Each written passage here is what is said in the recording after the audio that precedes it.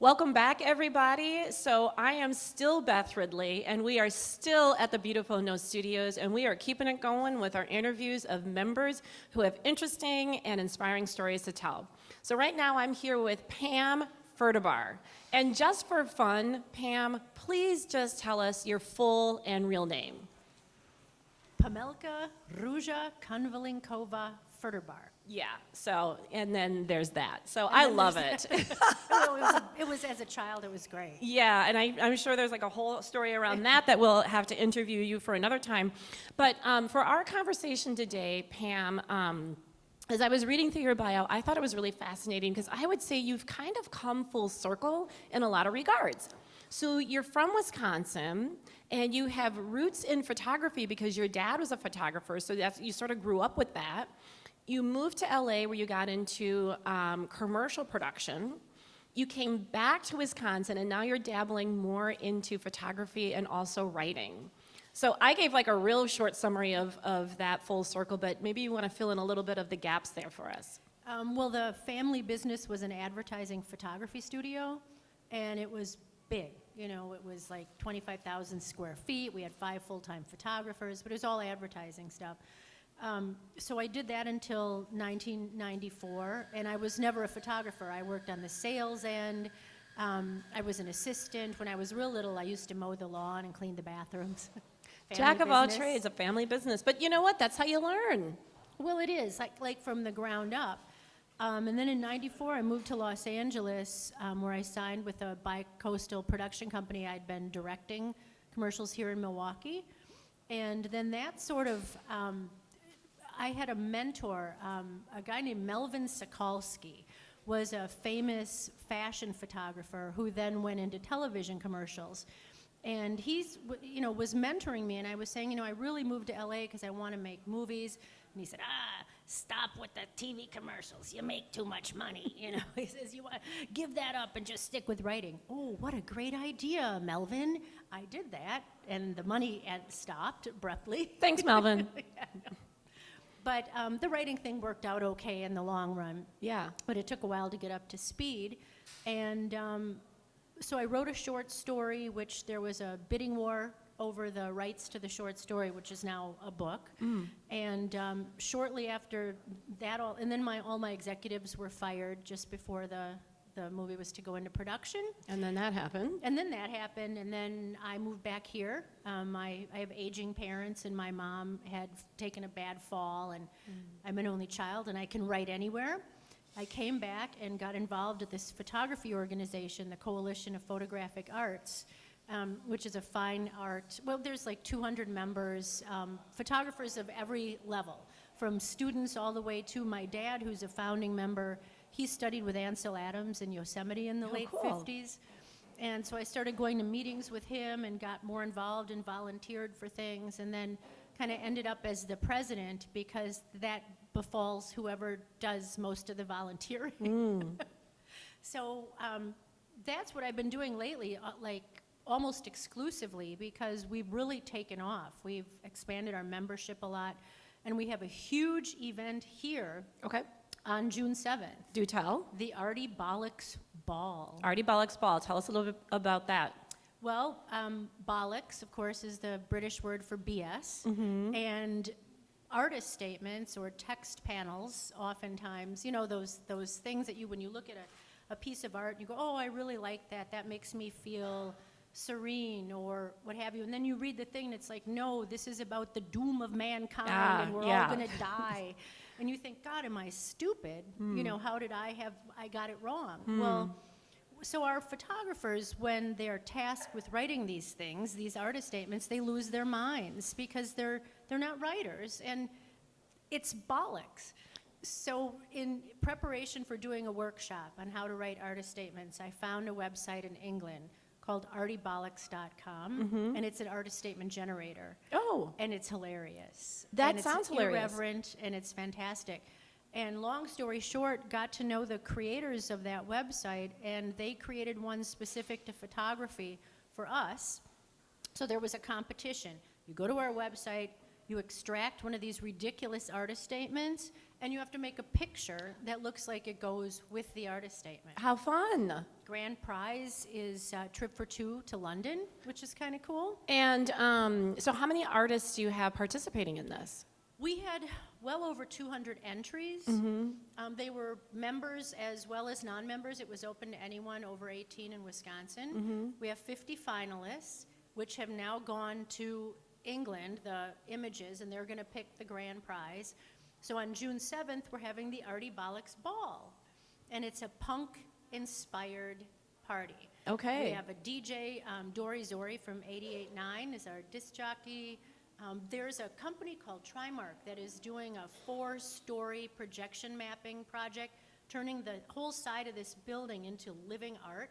It's going to be very cool. Very cool. No Studios is a co-presenter with us, which is wonderful. And St. Kate, the Arts Hotel, are co-presenting. So there's just Quite a there's gonna production. be- And so then remind me again, the proceeds go to benefit? The Coalition of Photographic Arts. Got it. Okay.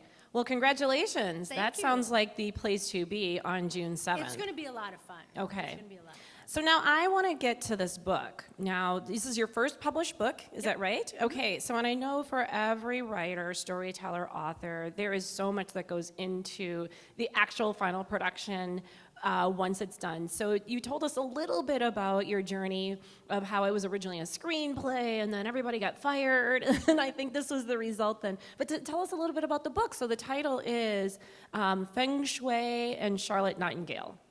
Tell us a little bit about it. Well, it started as a short story that was written in about 6 days. It was one of those things. I was at a low point in my life. I was married to someone I didn't like very much. Was just feeling kind Never a good idea. And I woke up in the middle of the night, as people do when they're like, oh. And it's like this character of Charlotte Nightingale sat on my shoulder and said, now write this down, and told me this crazy story. And I wrote and wrote and wrote. And that became the short story. And it's a story about a girl with the worst luck, a woman with the worst luck in the world. She lives in Los Angeles. I mean, her boyfriend cheats on her. Her car is a hoopty car. She has the worst job that you can imagine. I mean, everything, every day is just crap. And so the Chinese food delivery guy who practices feng shui on the side, feng shui is the Chinese art of placement, where moving things around can change your fortune in the world. You know how you sometimes walk into a room and you're like this, you just go, ah. Yep. Well, there's good feng shui in here. There's, you know, a good flow of energy. And sometimes you walk into a place and you don't know why. Yeah, but you're not feeling it. Anxious and bad feng shui. So her apartment is like the poster child for bad feng shui. Got it. So the Chinese food delivery guy walks in and, you know, kind of freaks out. And he decides while she's looking for the money to pay him, he starts moving things around just a little bit in her apartment to see if he can help her out a little. And it has the appearance of making things go from bad to worse. He comes back, he's like, so, how's it going? He's sure she's going to say, I don't know why, but everything is going so well. And she says, oh my God, my car blew up. I found out my boyfriend is sleeping with a stripper. Yeah. I got fired from my crappy job. That's always bad news. I don't know how much moving furniture can change that, but go on. Well, so he just keeps coming around because the more he's like wants to do this with a vengeance now. Now, be sure not to tell us the end, right? No spoiler alert, because we won't want to buy the book and read, because you've got me. I'm on the edge of my chair, but I don't want to hear the end. As much as I want you to tell me, don't tell us. Well, he starts to fall for her and keeps coming back and bringing her food she didn't even order.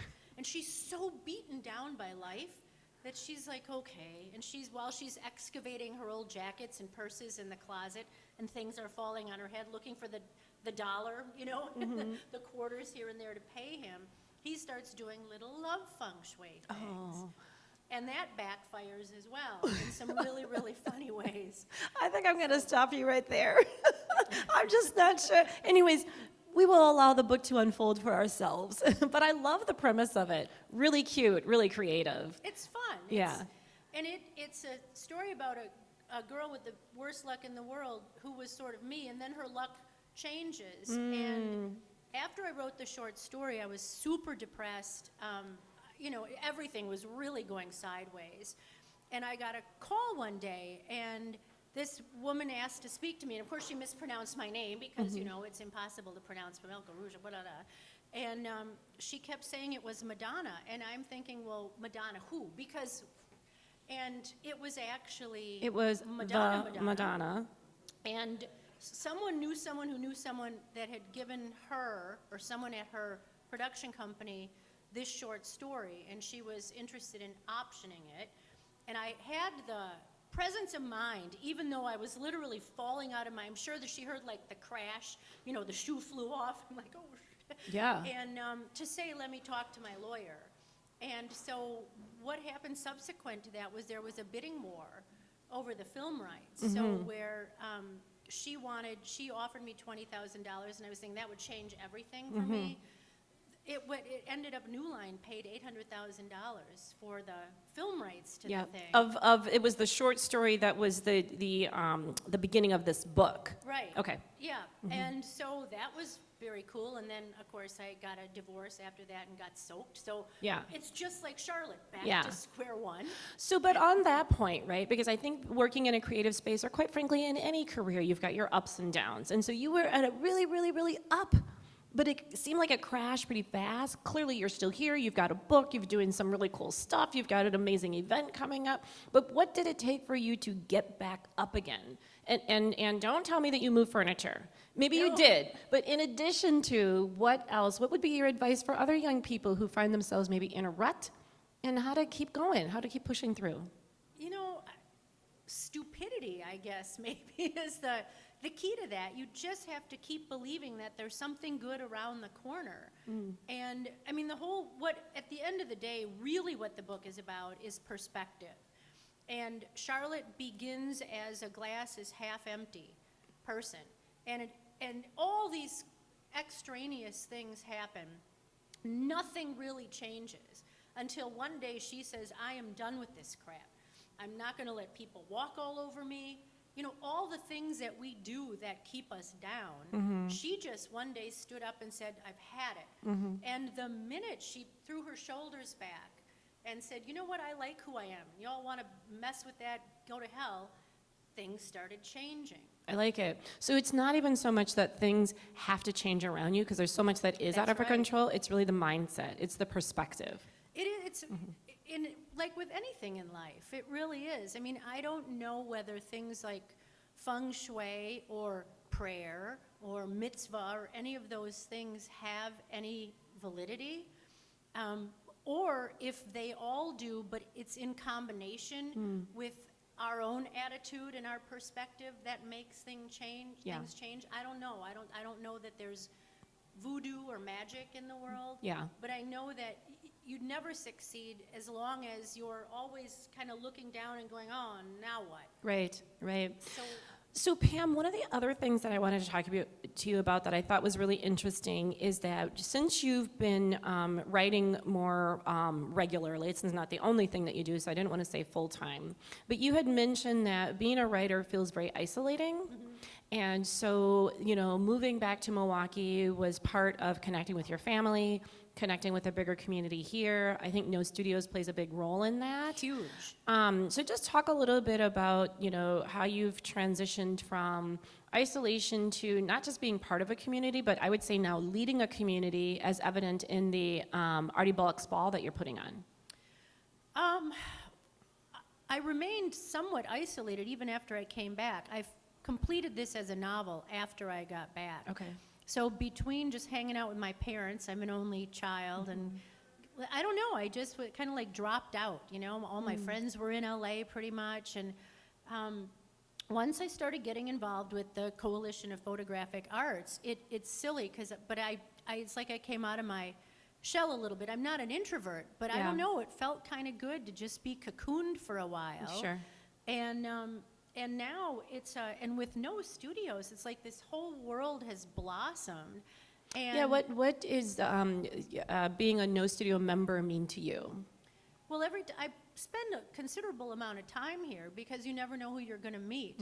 And everyone's always super interesting. Everyone's an artist in some way or another, which is, at least I was gone for 20 years, so maybe Milwaukee has changed radically since then. But it's rare that you would go out and say and meet someone, oh, you're a spoken word artist, really, how interesting. Oh, I'm a painter over here, really. And then photographers. So it's all intertwined. And it's just a great culture and a great place to exchange ideas. And everyone you talk to, I mean, from the baristas to the people in the lobby, everyone is an artist. And I don't know, that feeds your soul. Yeah. And it feeds the creative process. Yeah, yeah. It's very nourishing. It's good feng shui. No, but it seems very intellectually and philosophically and almost a little like spiritually. It sounds so stupid, but nourishing just to be in this vibe. 100%. Well, we are so glad that you came back from LA to Milwaukee with a lot of stories to tell. We are so glad that your little short story that Madonna was interested in finally became a book that we can all read, and I'm super intrigued by it, and I look forward to reading my autograph copy. Thank you very much. And we are so happy that you're a member of No Studios and that you spent some time with me today. So Thanks I for actually having want to me. set up another interview because I think I've only touched the surface of your interesting stories. It seems like there's like a whole lot more there. There's some dark stuff too. I'm all about that too. I'll uncover it all. But Pam, thank you so much. Thank you, Beth. I'm glad that you're here. I'm really looking forward to your event on June 7th. That sounds 8 amazing. o'clock, the door's open, so All we'll see you righty. then. Okay. And for all of you who are watching at home, do stick around. Oh, because next we have Suzanne, and she is here. I'm excited to interview Suzanne. We go way back, so I've got lots to talk to Suzanne about. So stick around. We'll be right back. Okay, so you want to open a bar. No, it's not a bar. It's a social space. Okay, well, it's a club. Well, it's a club, but it's really about artists and about engaging in the community. We want a screening room. But we also would love a bar and a coffee area where people could hang out. It would be great if we had tenants involved, but it would also be great if we had an upper space where people could work and flow together. We want to incubate, we want to encourage and socialize. A place where you can just relax between meetings or obligations. A place where you can have an idea and say, hey, you know what would be great if we could do this or we could do that. That's what this space is all about.